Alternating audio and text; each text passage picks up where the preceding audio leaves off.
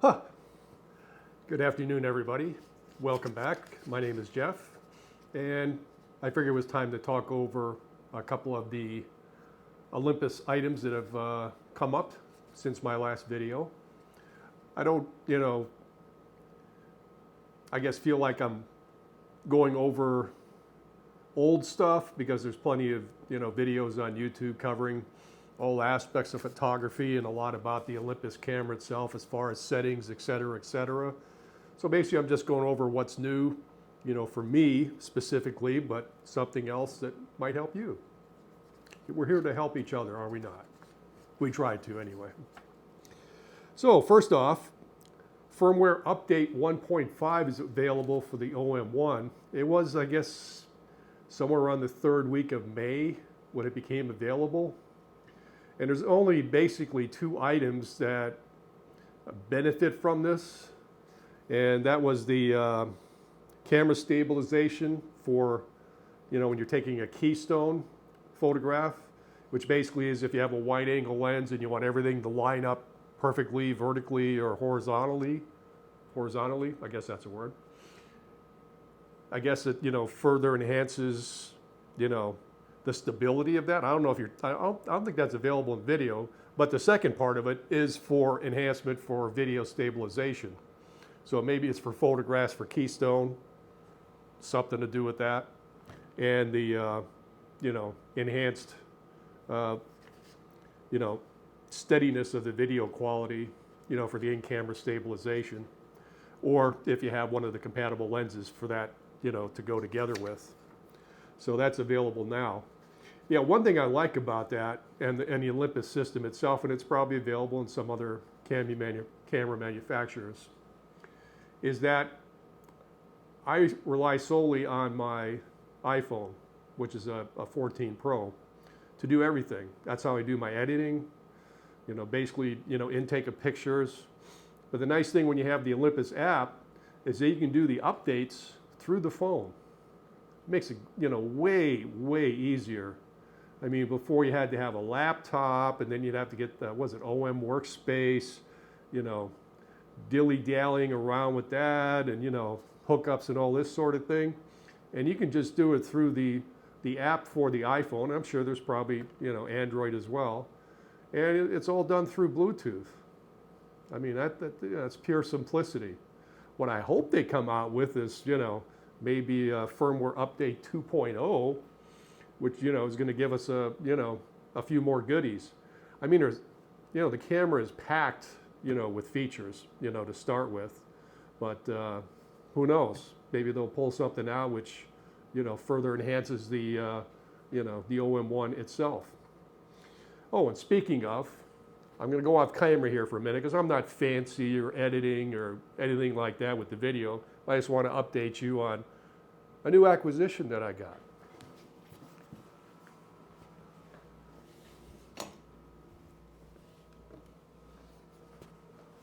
So, we all know the OM-1, okay? Great camera, nice and light and small. Now, I guess when you, compare it to like, maybe the Nikon, Z6 or the Z7, they're fairly small cameras too, don't get me wrong. But this one just fits my hand greatly. And I did have the Z7 for a while, so I kind of know what I'm talking about. But my new acquisition, which is an old camera, 70s, OM-1N MD. And in relation, it's a little bit smaller, a little bit skinnier. I don't know if you can see that on camera as much, but again, film camera. I had one of these, I think it was in black. It was an OM2, I believe. But I wanted to get the original, that's been out. And while a lot of people like it, it's just like what they say is like a little jewel box. It's very, very sturdy. It's very simplistic. You do have a little meter here because there's a battery that you have to put in here at the bottom, which is kind of hard to find because it's a mercury battery. You can put alkalines in here. From what I read, that the metering is not as good because it has like a little plus and minus scale when you look through the viewfinder, with a little needle that goes up and down, and then if it's centered, that supposedly is the the correct exposure. But other than that, I mean, all mechanical. But I found a great deal on eBay where there was this. I think it was the 35 millimeter lens, a 50 millimeter lens, and I think it was the 35 to 150 zoom, all Olympus lenses. And there was like a bag and a strap. Actually, it had a Kodak reference guide in for the film that was available at the time. But I mean, just top-notch shape. Again, if you open it up, it's extremely clean. I mean, I cleaned it a little bit more myself. There's a little bit of what you would call, fungi around where the seals are, but it's not like I'm going to be using this for any, specific work or what have you. But I did buy a roll of film, which I'll be testing out shortly. But it's very simplistic. And the nice thing about this, when it came out, it was extremely small compared to the other, single lens reflex cameras that were out. And that was the, that was their calling card back then, okay? And it still is as far as, cameras and especially lenses are concerned. And the nice thing about it is the shutter speed is right here by where the lens attaches, okay? And of course on the lens, you're gonna have the aperture adjustment on there as well. So you got two little detents here, which you can move with your fingers, okay, for your shutter speed. Up here is your ASA, which we call ISO now. So when you get your film, okay, what was it back then? Kodachrome 64. I think there was 100 speed, just regular print film, which is what I got, to use in this.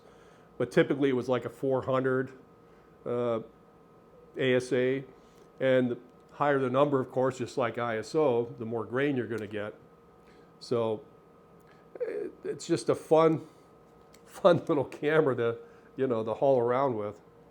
Now the MD on it, if some of you don't know, the MD designation means this little portion here, okay, basically unscrews, and that's where the motor drive goes in. That's what the MD stands for. So it's motor drive compatible. And I think I had one back then which was motor drive, and it had like a big battery grip that attached at the bottom. But if you don't have like, there's like a film pack that could go on the back. It would had, I think it was 100 or 200, ability, to have 100 or 200 pictures that you could take on the roll itself. Great big monster thing, that attached to the back of this, because basically when you open this up, here we go. It just detaches just like that. So you could put that, 100 or 200 pack film roll at the back, and if you're into the, of course, first time doing this, I hope I get it back on correctly. It's not that hard. I'm just feeble. That's all. Come on, get in there. There we go. Hey, photography is supposed to be fun. So yeah, you could blast away a whole bunch of shots. Now I remember taking the camera that I had. I took pictures at Daytona when they, when they had the bike races there. Also when they had the, I can't remember what it was called. It was probably IMSA back then too, but sort of like the Group C cars. And, I didn't fire off a bunch of pictures because basically you had, 36 on the roll. So you had to be very specific on what you set the, the camera up to do. And I think we're spoiled now because when you got this digital camera, basically what you see is what you get. You don't see anything on here. If you don't have it set correctly, you're done. You can't tell till you get the, the film roll back. And especially, a lot has to do with the focusing too. And it's kind of funny, this one you can set up to do Pro Capture. I think it's Pro Capture 1 or Pro Capture 2. And in Pro Capture 2, it takes 50 shots a second and focuses at the same time. I mean, it's just astounding. What was it, the Z8 that just came out? And I don't even know if it can do that. They just came out with some new update for the Z9 where it actually will detect the object like a bird, for example. You could have it set on a tripod, I guess. I'm not that familiar with it. And supposedly it takes the picture and you don't even have to be there. I think things are getting a little bit too automated. And I think a lot of people are getting a little spoiled as far as the, the autofocusing that these cameras can do. And, they say, well, Nikon doesn't autofocus, as fast or as good as Sony or Canon or whatever. I mean, splitting hairs, okay? It's just like pixel peeping. You get the picture and you got it up in front of your face like this, you're looking at it on your computer screen. It's good. Ooh, I can see noise there. Okay. Can easily be taken care of, okay, if you want to get rid of it. You also see now where a lot of people are going back to film, but also, and I've seen this on Instagram, not that it's something that I'm interested in, but a lot of people want to get the noise back in the picture to look more realistic. What do they say? What is old is new again, right?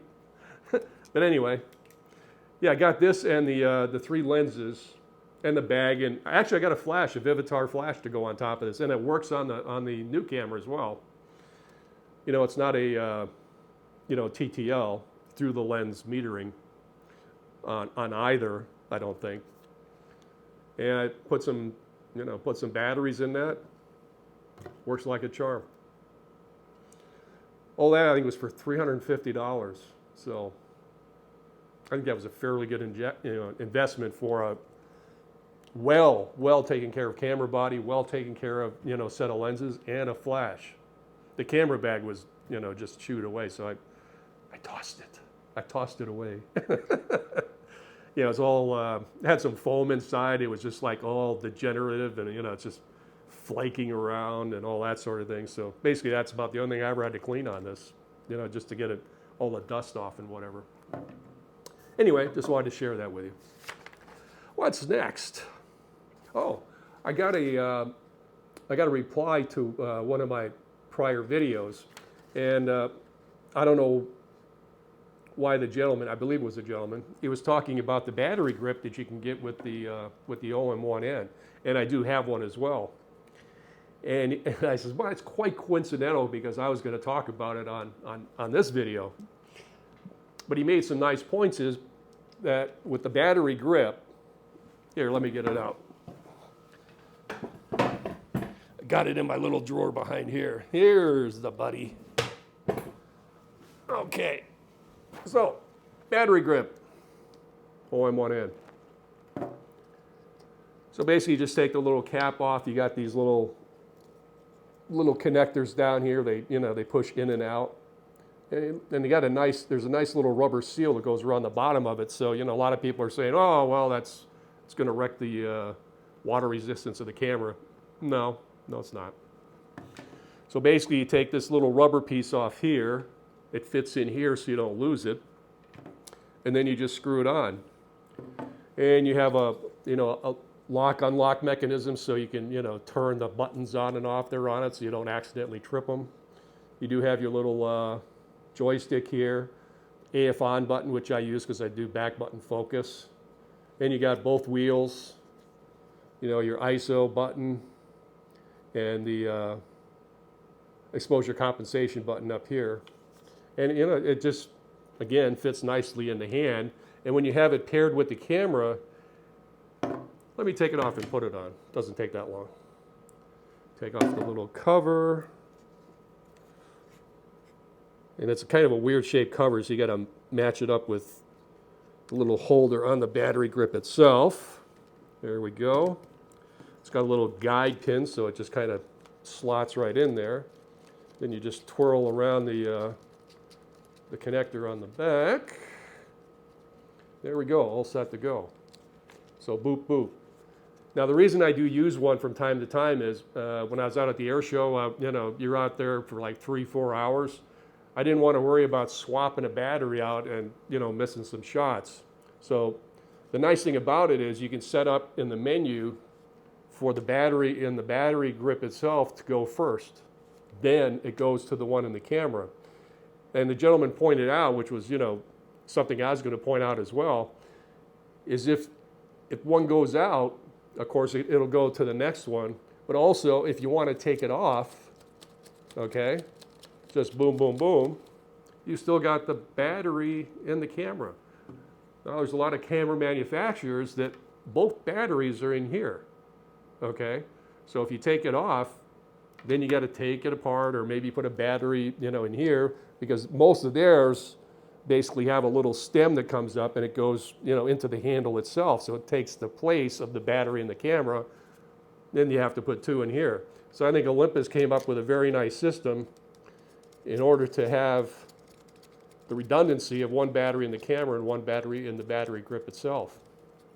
And the nice thing about it, and this is something that somebody was pointing out too, and I'm not picking on the Z8, I think it's probably a terrific camera for what it is. But when you put the Z8 battery grip on, which, you know, it's something that makes it a Z9 almost, nothing mates up, okay? It kind of like sticks out a bit. It would look like a third-party battery grip, but it's from Nikon. But this just mates up exactly with the flow of the camera's contours itself.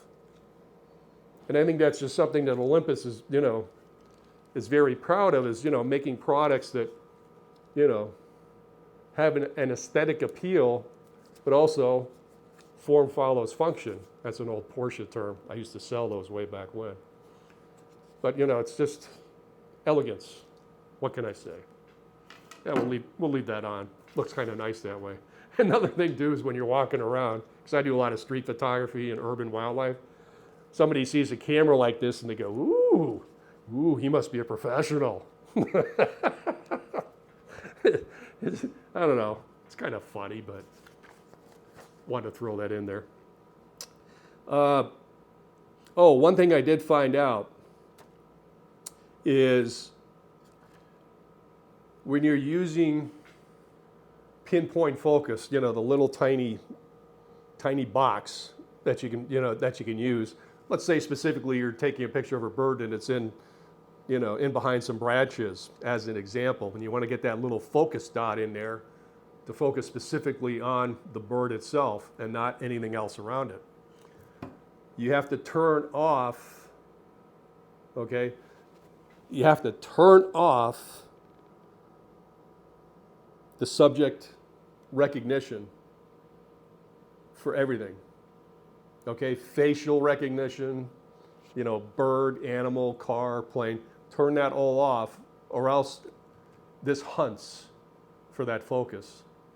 So just the point, turn all that off if you got a, you know, a difficult focusing situation, because the camera is going to look for those items or for that subject or for that eye or for that head. But if you want something specific, turn off all the subject recognition and then you'll get faster focusing for that single point or whatever you want to focus on. But just remember that. It'll save you a lot of time. I've made some mistakes, so I know what I'm talking about. What else do we got, folks? Oh, the digital teleconverter. I do use it from time to time. Actually, I used it today on my 40 to 150. And you know, it takes one stop out as far as light is concerned, but I find it every bit as sharp as, you know, as the lens itself.